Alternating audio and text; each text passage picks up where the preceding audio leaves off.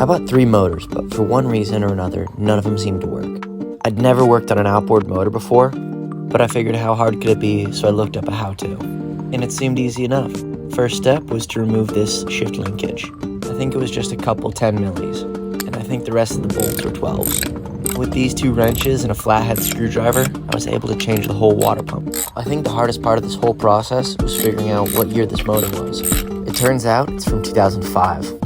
So in theory, these bolts have been on for 18 years, and I think it's in pretty good shape for how old it is. You might be wondering why I have 3 outboard motors.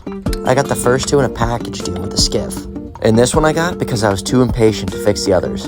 The funny thing is, I bought this one as a working motor. Then about a day later, the guy texts me and says I might want to go get it serviced before I use it. I ask him why. He says, oh, it might overheat. Naturally, I said, why do you think that? Then he explains how the water pump doesn't really work. This is a surprise to me because a day earlier it was working fine. It turns out the impeller was shredded, and he used a garden hose to hide the fact that there was no water pressure. Ultimately, he felt bad about deceiving me and offered to give me my money back or contribute to the repair cost. We settled on him giving me $100 back. But this was definitely one of the strangest deals I've ever had. I buy just about everything secondhand, and I've never been deceived like this. Anyway, back to the repair. After I took the motor apart, I went to the Yamaha store and I compared parts. I was able to replace what I needed to and clean up the rest. And I probably didn't need to do so much cleaning, but it was kind of fun.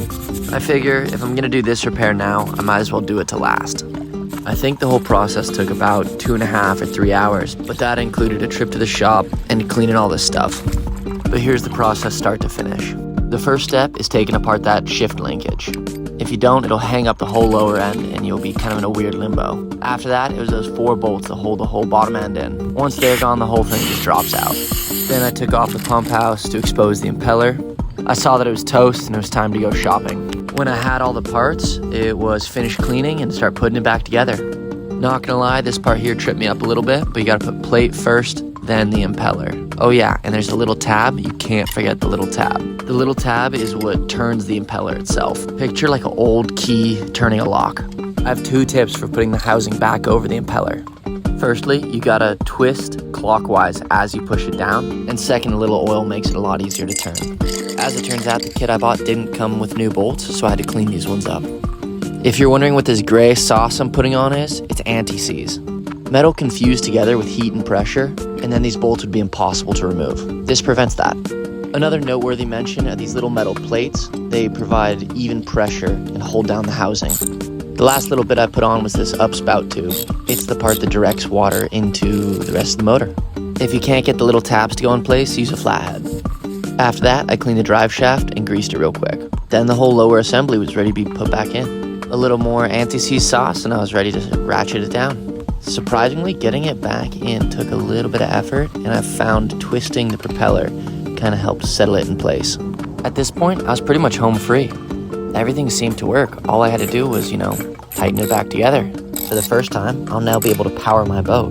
And I know what you're thinking, yes, it's a sailboat. But here's the thing, I have to go under a bridge to get out of the harbor. And I can't go into that bridge with my mast up. So this is my ticket to freedom. But first I gotta make sure it works. And this right here is called a barrel test or a bucket test. This is a great first step in figuring out if your motor works. And if it passes this step, it's ready for the bay. And there you can see how it really performs. Thanks for watching, stay tuned.